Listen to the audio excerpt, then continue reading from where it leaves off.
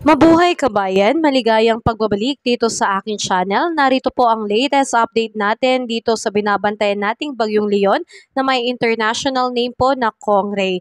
Ngayong October 31, 2024, gabi kabayan, inaasahan po natin na itong Bagyong Leon ay patuloy na pong lalabas ng Philippine Area of Responsibility posible ngayong gabi o bukas ng umaga. At kabayan, good news dahil nga sa unti-unting paglabas nitong Bagyong Leon sa Philippine Area of Responsibility ay unti-unti na rin pong humihina ang epekto nito sa malaking bahagi po ng Luzon, lalo na po dito sa may extreme northern Luzon. Sa katunayan kabayan, ito po ay huling namataan na sa layong 320 km northwest of Itbayan, Batanes, na meron na pong maximum sustained wind na 155 km per hour. Malapit po yan sa sentro, kaya ito po ay naging typhoon na lamang po ngayon kabayan, at ito po ay bumubugso up to 255 km per hour, patuloy na kumikilos pa northwestward at 25 km per hour. Sa ngayon kabayan, tulad ng narinig mo, ito nga ay typhoon category na po sa ngayon kabayan.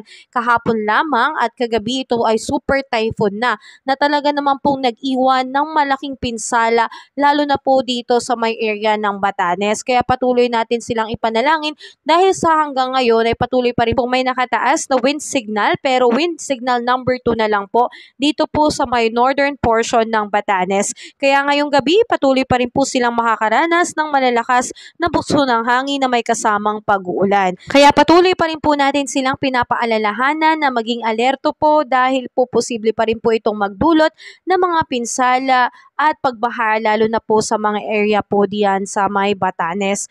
At sa kasalukuyan kabayan, may signal number 1 pa rin pong nakababa dito po sa ilang bahagi ng Batanes, Babuyan Island, northern portion ng mainland Cagayan, kasama rin po ang northern portion ng Ilocos Norte. So may malakas na bugso ng hangin pa rin po ngayong gabi ang asahan sa mga area po na aking nabanggit. May nakataas pa rin po na heavy to intense rain report na pag-ulan po dito sa may Batanes ngayong gabi.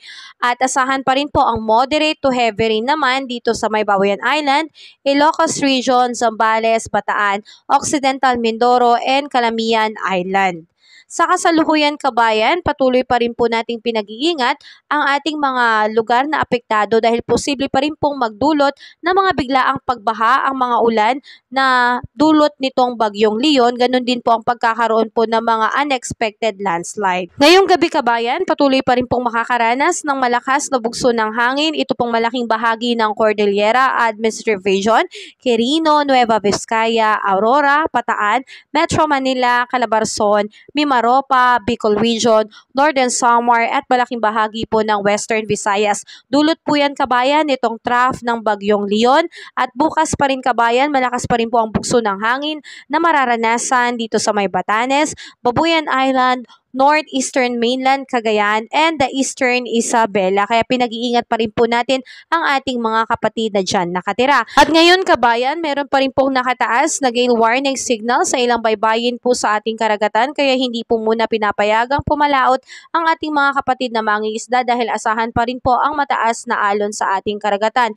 Expect po natin na ang taas ng alon sa karagatan dito sa may Batanes ay aabot po ng 4 to 8 meters, 3.4 to 5.5 meters naman sa may Babuyan Island at northern coast of Ilocos Norte, at 3.1 to 4.5 meters sa western coast of Ilocos Norte, mainland Cagayan at Ilocos Sur. So patuloy po tayong pinag-iingat kabayan, at kabayan asahan pa rin po natin na patuloy pa rin po tayo makakaranas ng pag-ulan dito po sa may Metro Manila, dulot po ng trough nitong Bagyong Leon, at sa may Visayas and Mindanao asahan ng pag-uulan, dulot naman po ng mga localized thunderstorm. Kaya kabayan, good news ito dahil aasahan po natin na sa paglipas ng oras at araw ay unti-unti na rin pong magiging maayos ang ating panahon dahil unti-unti na rin pong lumalayo at humihina itong Bagyong Leon sa ating bansa.